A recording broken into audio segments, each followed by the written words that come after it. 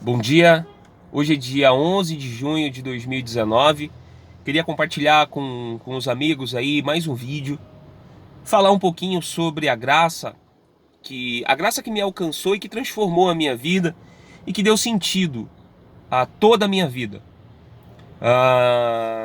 Eu queria dizer primeiro que por muitos anos eu lutei contra os muitos pecados que me escravizavam, contra muitas coisas que eu sabia que era errado, que eu até ficava sem cometê-las por um período de tempo, mas quando eu via, eu estava praticando aquilo que eu não queria praticar.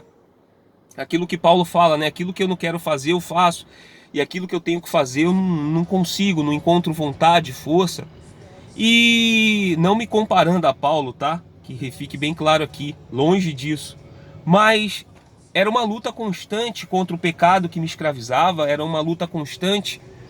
E dentro do ensino que eu recebia, dentro do ensino que eu cresci ouvindo como verdade do Evangelho, verdade da palavra de Deus, aquilo me colocava em muitos conflitos. E quando eu não conseguia atingir a excelência daquilo, havia uma cobrança. E principalmente quando eu errava, quando eu tropeçava naquele mesmo problema ou naquele mesmo pecado, a culpa que me vinha e eu lutava contra aquela culpa e eu achava que eu não conseguia vencer aquele determinado pecado por conta do diabo.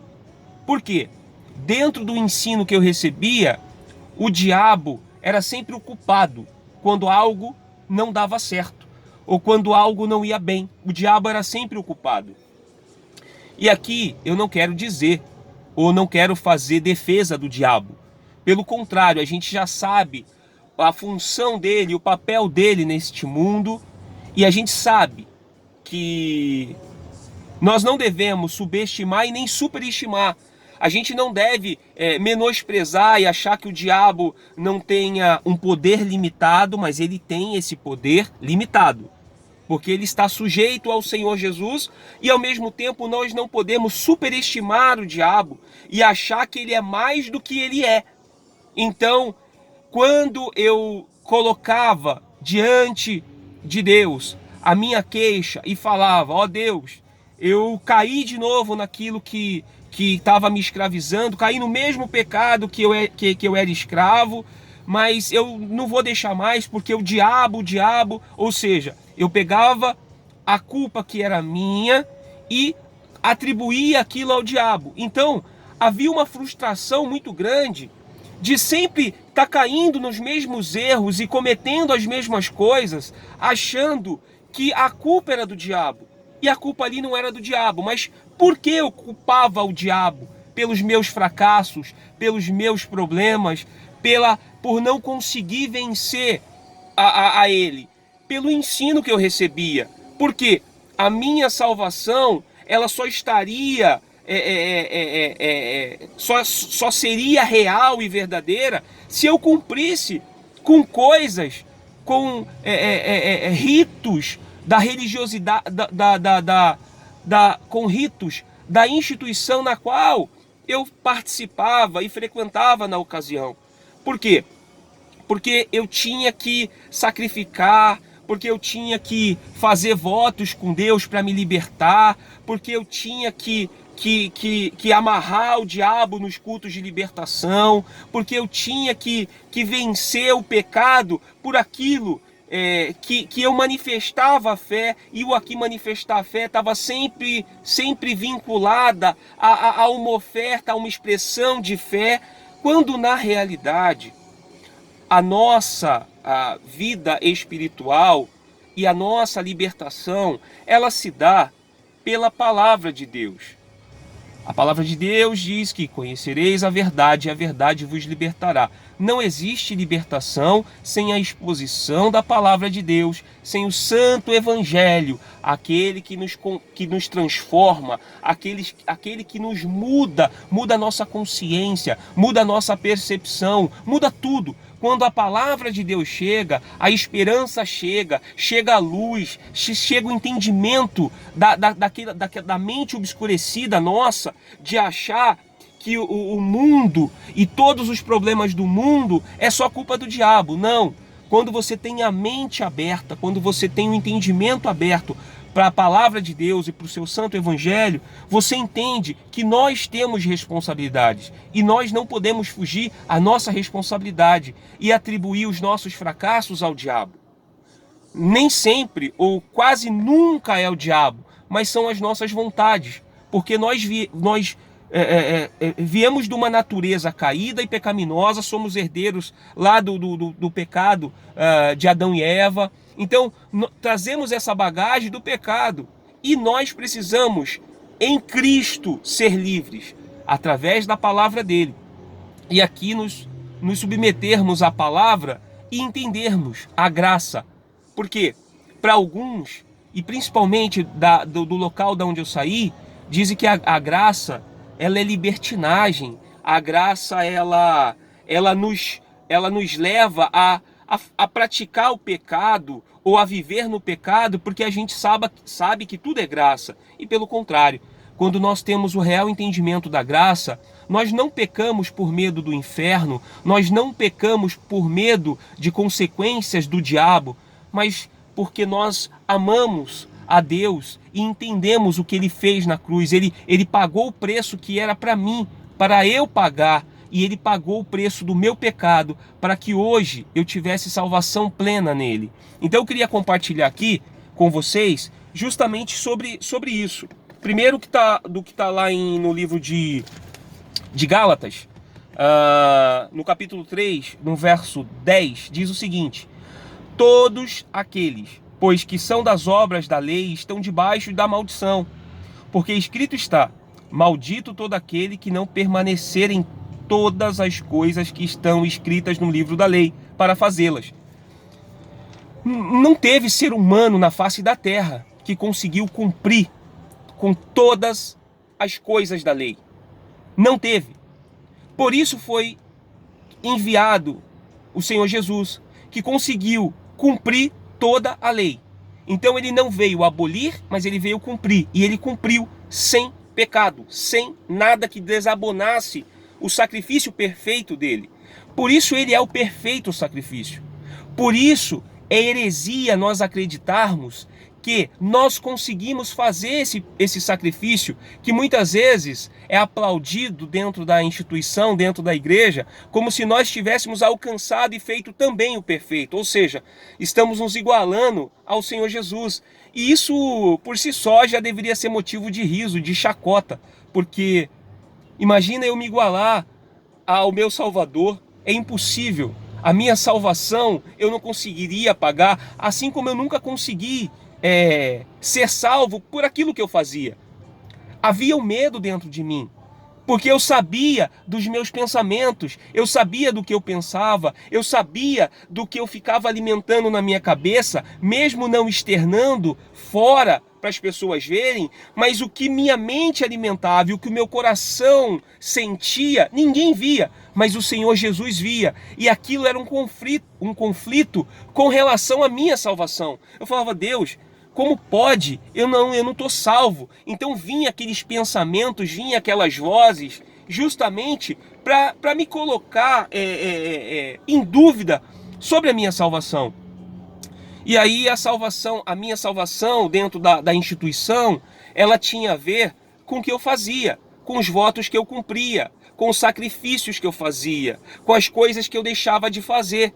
E ali eu achava: não, agora eu estou salvo. Principalmente quando nós nos engajamos no trabalho evangelístico da instituição, quando nós temos algum cargo dentro da igreja, seja de obreiro, seja qual cargo for aí na sua instituição, nós achamos que a nossa salvação está porque eu cumpro com isso, porque eu faço essas coisas. E a salvação não tem nada a ver com obras, a salvação não tem nada a ver com o que eu faço ou que eu deixei de fazer, mas a salvação está naquilo que Jesus Cristo fez na cruz. Ele levou sobre ele os nossos pecados, ele levou toda a maldição que era destinada a nós, ele levou naquela cruz para que hoje nós tivéssemos salvação pela graça.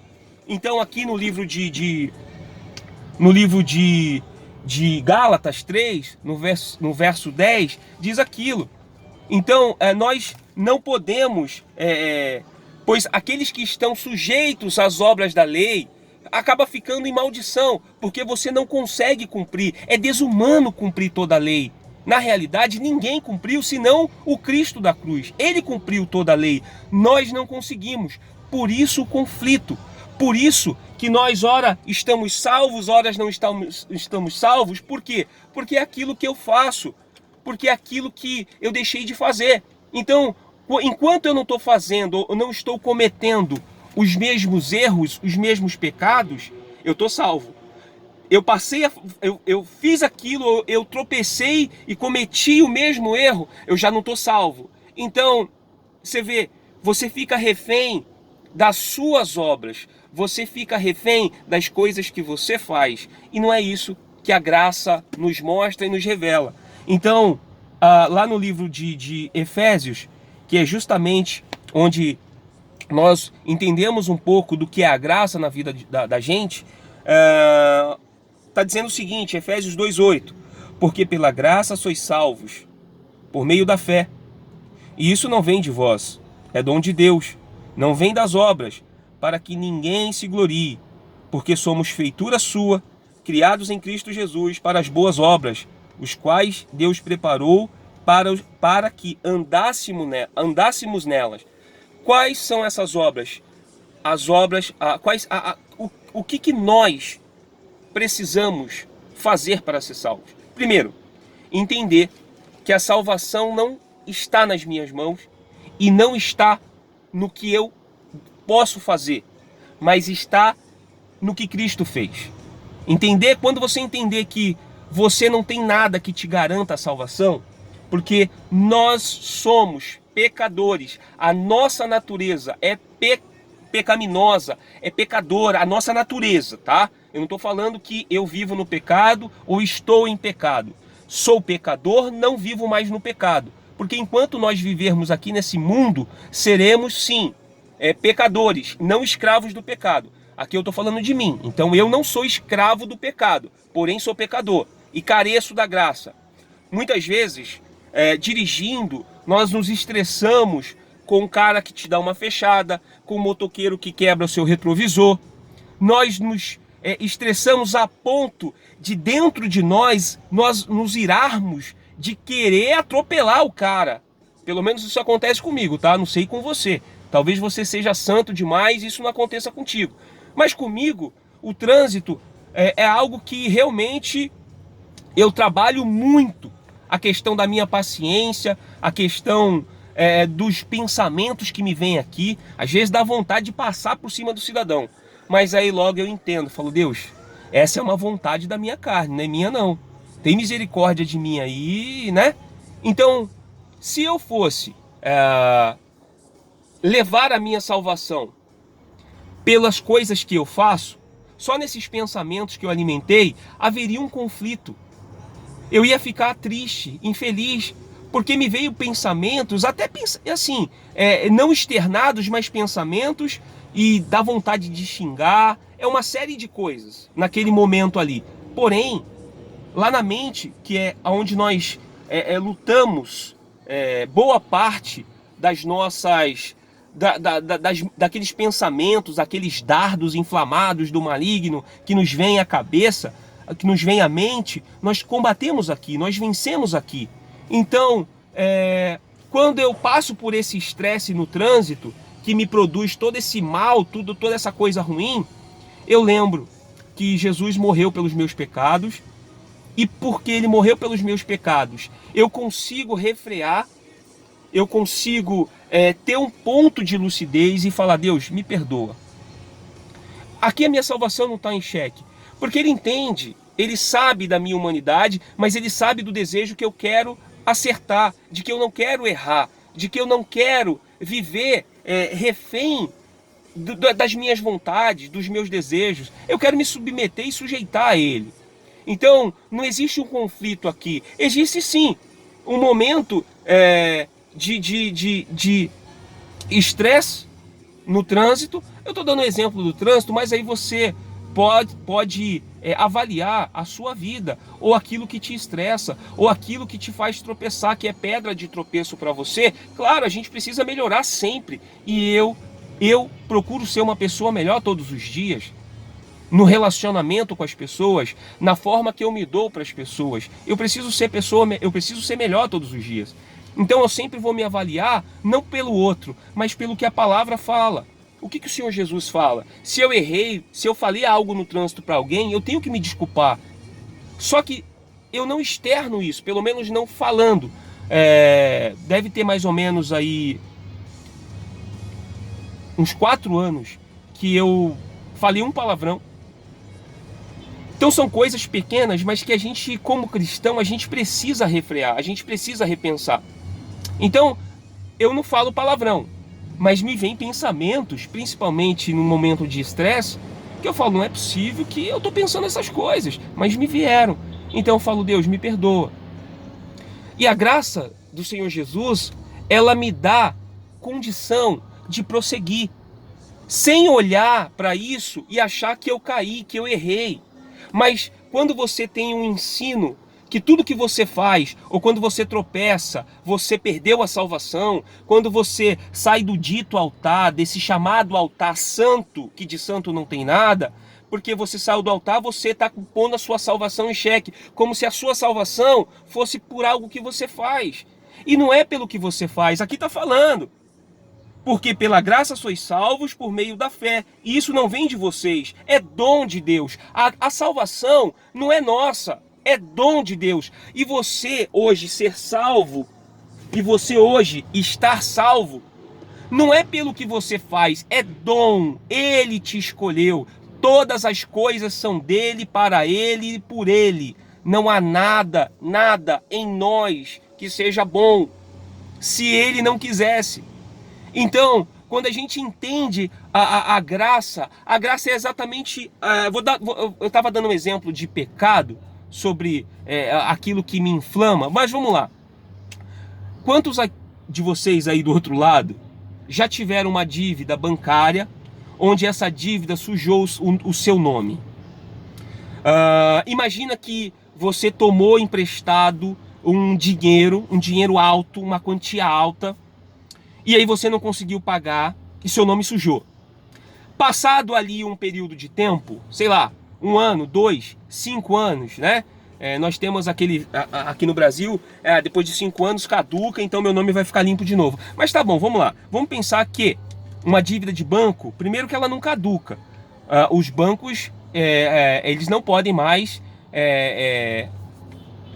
manterem o seu nome de SPC e Serasa, mas existe uma dívida que fica no cadastro do banco, e se você for pegar empréstimo em qualquer outro banco, certamente você não vai conseguir, porque existe uma dívida atrelada a um banco.